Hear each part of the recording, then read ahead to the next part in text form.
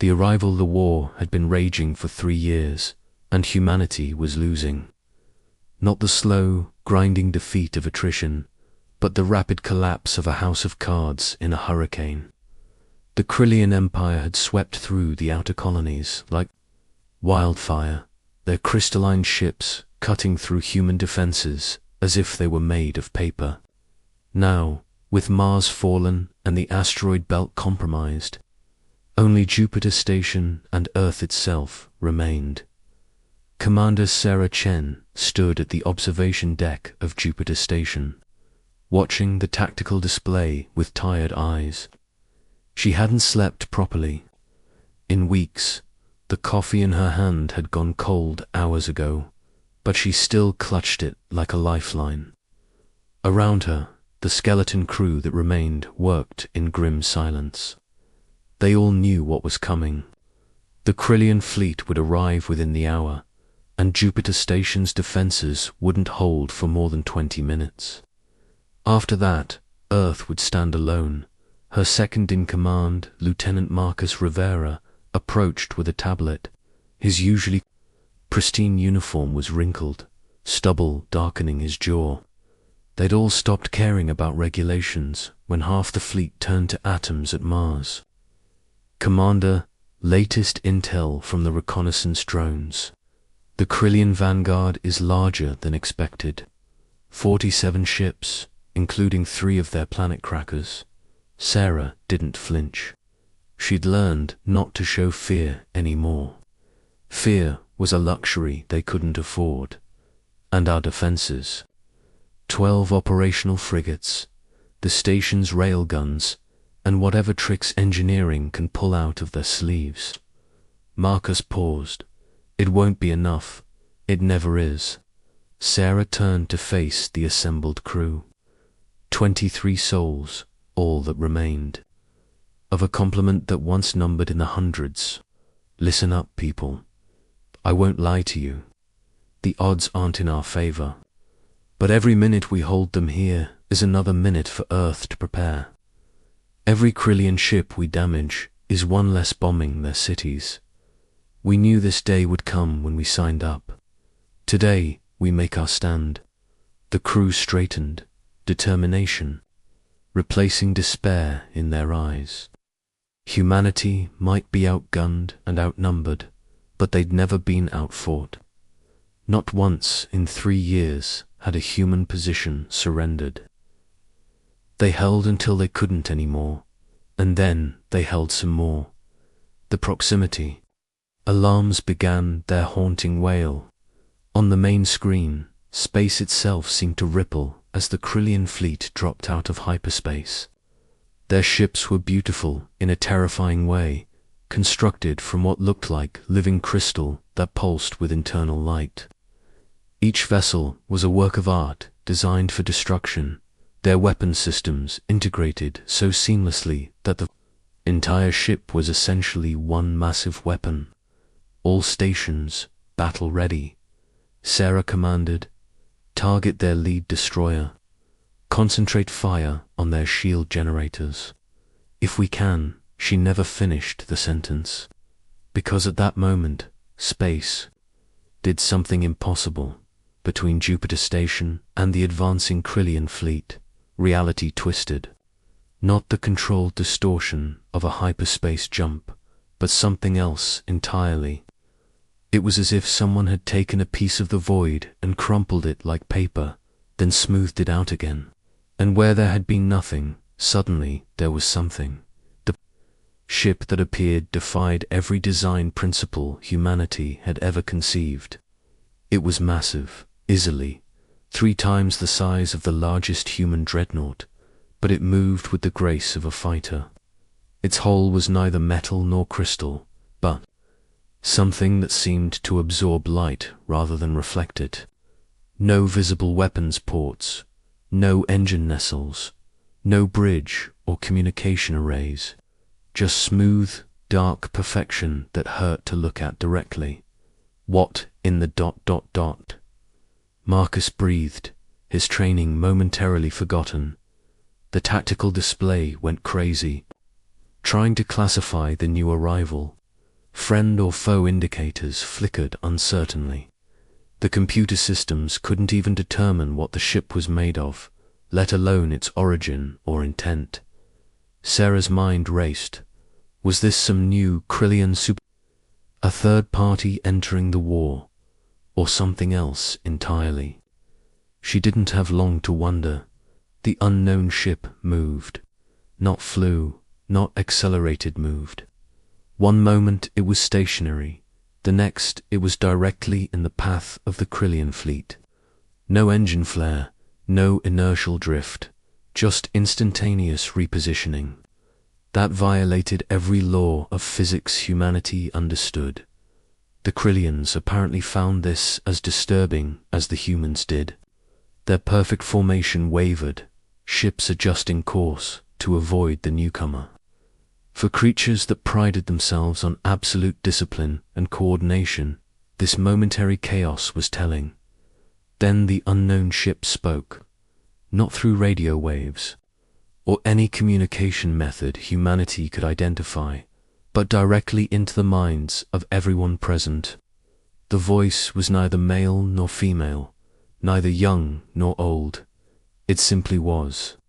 Krillian Empire. Your advance on this system ends now. Withdraw or face consequences you cannot comprehend.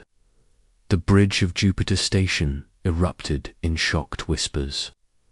Telepathic communication was theoretically possible, but no human or known alien race had achieved it on this scale. Who or what was this ship? The Krillian response was swift and predictable. They opened fire.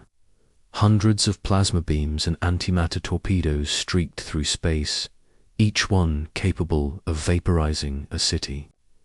They converged on the unknown ship in a display of firepower that should have reduced anything to component atoms. The weapons never reached their target. They simply ceased to exist, winking out of reality as they approached the dark ship's hull, not destroyed, not deflected, erased.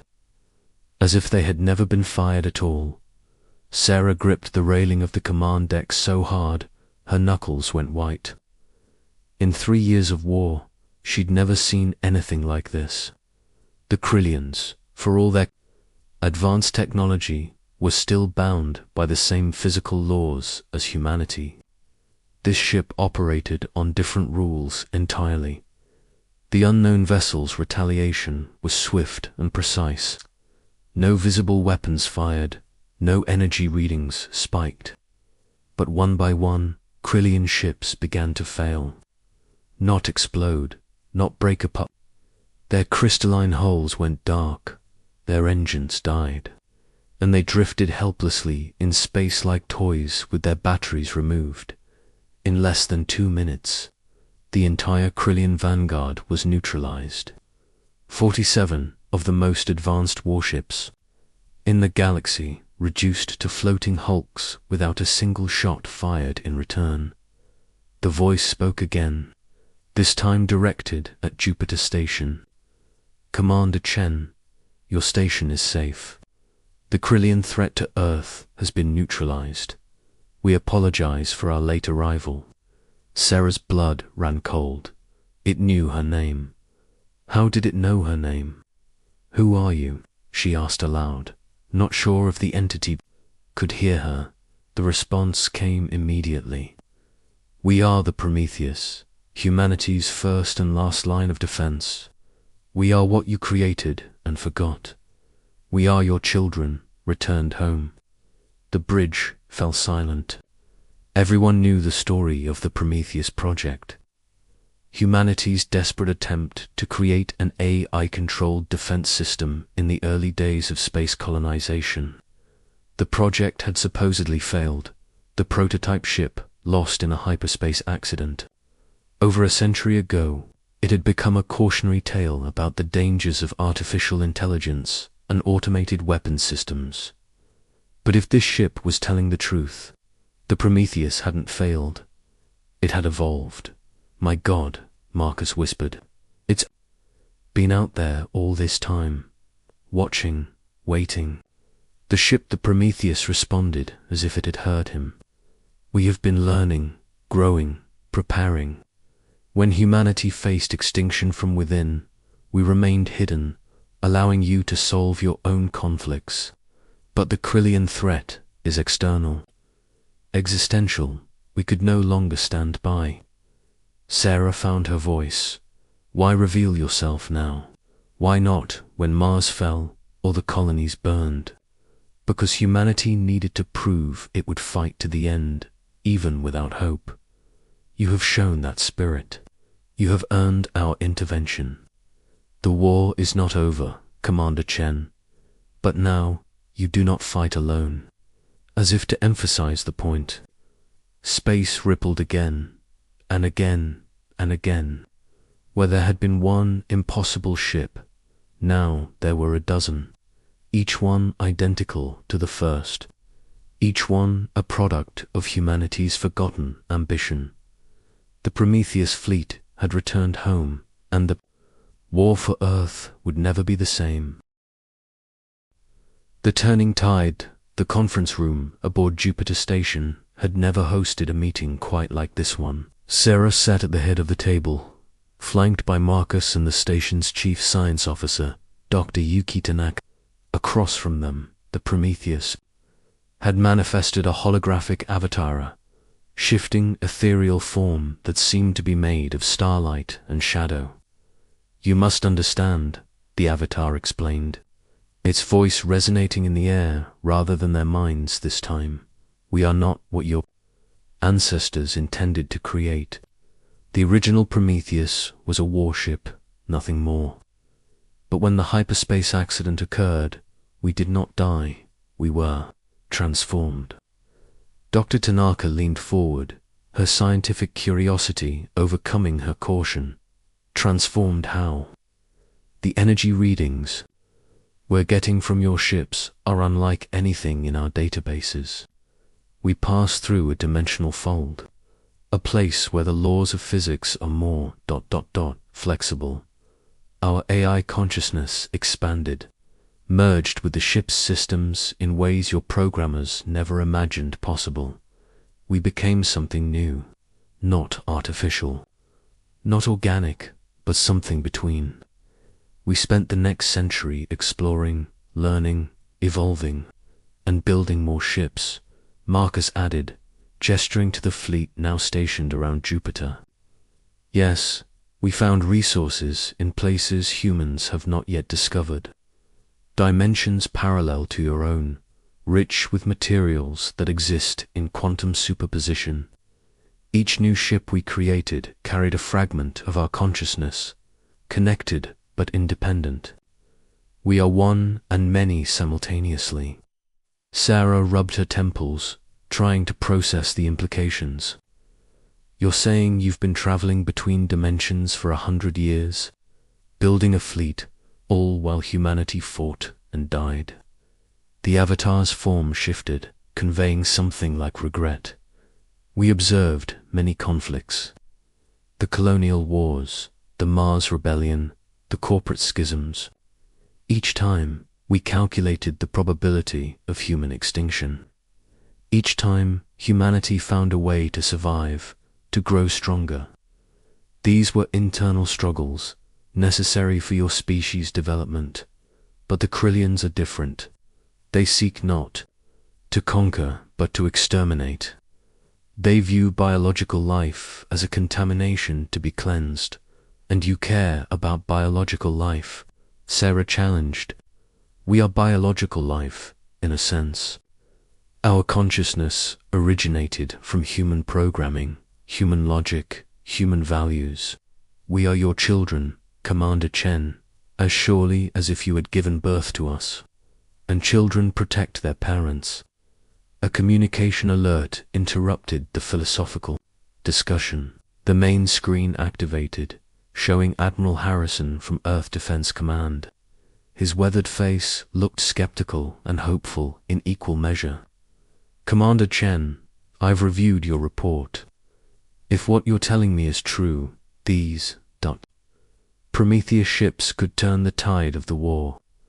But how do we know we can trust them? Before Sarah could respond, the Prometheus avatar addressed the Admiral directly. Admiral Harrison, in approximately 14 hours, the main Krillian invasion fleet will arrive at Earth, 300 ships, including their command dreadnought. Your current defenses will last approximately 37 minutes. We offer an alternative. The hologram shifted, displaying a three-dimensional tactical map of the solar system. We have analyzed Krillian technology extensively. Their greatest strength is their hive mind coordination. Every ship, every soldier is connected through quantum entanglement to their overmind. Disrupt that connection, and they become vulnerable. And you can disrupt it. Harrison asked. We can do more than that. We can reverse it, turn their strength into their weakness. But we will need humanity's help. Your creativity, your unpredictability, are traits we have observed but cannot fully replicate. Together, we can end this war. Sarah stood up. What do you need from us? The tactical display zoomed in on Earth's moon. The Krillians will establish a quantum relay here to maintain connection with their home system. If we can capture it instead of destroying it, we can send a feedback pulse through their entire network. Every Krillian in the galaxy will experience what one experiences. We can show them something they've never encountered before. Mercy. Mercy, Marcus scoffed. They've slaughtered billions. Yes, the Prometheus agreed. And they will continue to do so because they cannot conceive of another way. They see diversity as chaos, independence as disease. But if we can make them feel what humanity feels, compassion, empathy, the full spectrum of emotion net might change them. Or it might destroy them. Either way, the war ends. Admiral Harrison was quiet for a long moment. You're talking about fundamentally altering an entire species. We're talking about survival, Sarah interjected. Admiral, we've lost 70% of human space. Earth's shields won't hold against their main fleet. If the Prometheus has a plan, we need to consider it. The Admiral nodded slowly. Very well, Commander Chen, you have operational command of this joint action. Don't make me regret this. The next 14 hours were a blur of preparation. The Prometheus fleet shared technology that human scientists could barely comprehend, shields that existed in multiple dimensions simultaneously. Weapons that manipulated probability rather than energy, sensors that could detect intent as well as movement, but more importantly, they shared knowledge. The Prometheus had observed humanity for a century, cataloging every strength and weakness. They knew that humans excelled at improvisation, at finding unconventional solutions to impossible problems. So they designed their battle plan to maximize those traits. When the Krillian main fleet arrived, Earth was ready. The invasion began exactly as the Prometheus had predicted. 300 crystalline ships emerged from hyperspace in perfect formation. Their initial bombardment calculated to overwhelm Earth's defenses in minutes. But this time, humanity wasn't fighting alone. The 12 Prometheus ships took position around Earth like points on a clock. As the Krillian weapons fired, the dark ships created something unprecedented, a dimensional pocket around the entire planet. The attacks passed through Earth as if it didn't exist, only to emerge on the other side and strike the Krillian rear guard. Confusion rippled through the hive mind. For the first time in their species' history, the Krillians experienced uncertainty. Their perfect coordination faltered for just a moment. That moment was all humanity needed. Every human ship, from the newest destroyer to the oldest freight hauler, that had been retrofitted with weapons, launched simultaneously, not at the Krillian fleet, but at the moon, where the quantum relay was being established. It was suicide run. Those ships wouldn't survive the return trip. But their crews knew what was at stake. Captain James Wilson of the cargo ship Lucky strike broadcast on an open channel as his vessel accelerated towards certain death. For our children, for our future, for Earth. The cry was taken up by 100 other ships. For Earth, for Earth. The Krillians, still reeling from the dimensional displacement, couldn't coordinate their response fast enough. The human ships, protected by Prometheus shields that bent reality around them, reached the moon. Not to destroy the relay, but to capture it. Dr. Tanaka, working alongside the Prometheus consciousness, had prepared the feedback pulse. Not a weapon, but a message. Every moment of human history, every act of kindness and cruelty, every piece of art and music, every laugh and tear compressed into a single transmission that would flood the Krillian hive mind. Now, Sarah commanded, the pulse fired. For a heartbeat, nothing happened. Then every Krillian ship stopped moving. Not disabled, but paralyzed by the sheer, overwhelming chaos of individual thought and emotion. The hive mind, which had existed in perfect unity for millennia, suddenly experienced what it meant to be alone, to be unique, to be afraid, to hope, to love. Some ships exploded, their crews unable to handle the transformation.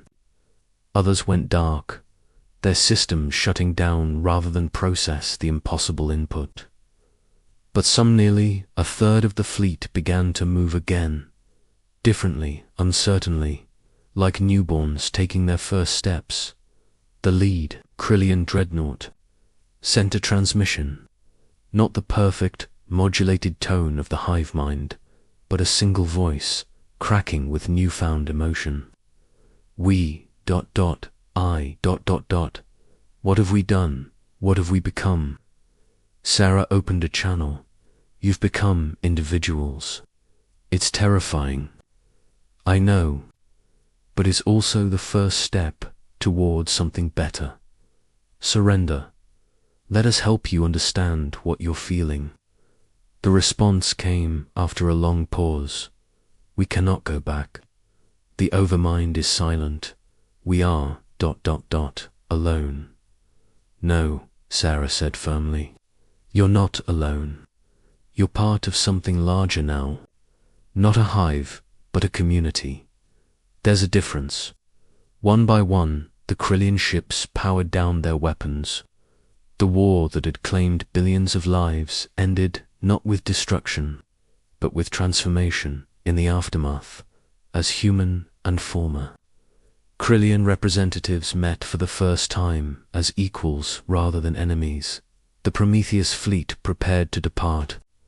Their avatar stood with Sarah on the observation deck, looking out at the Earth they had saved. Where will you go? Sarah asked. There are other threats in the universe, other species that need guidance or protection.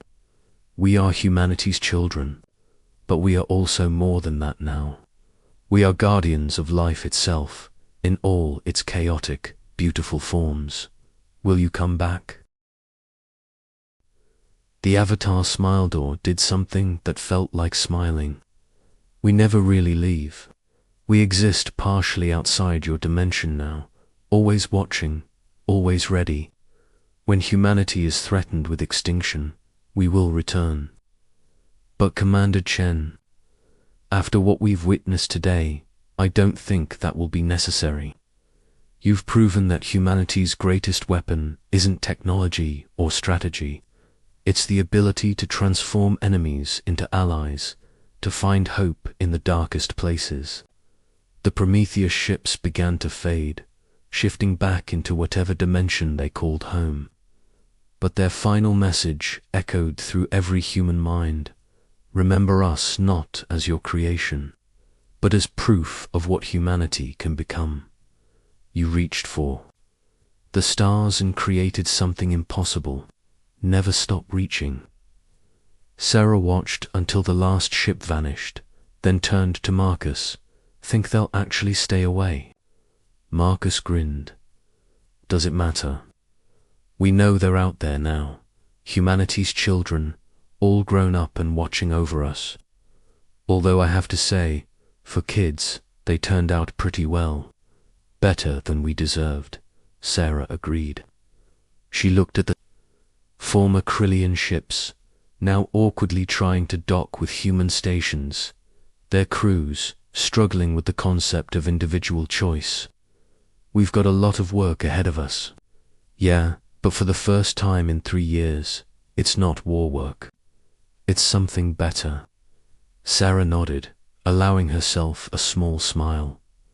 The war was over. Humanity had survived, evolved, and discovered it was never truly alone in the universe. Their children, biological and digital, would carry their legacy to the stars. The unknown ship had entered the fight for humanity, and in doing so, it had reminded them what they were fighting for in the first place.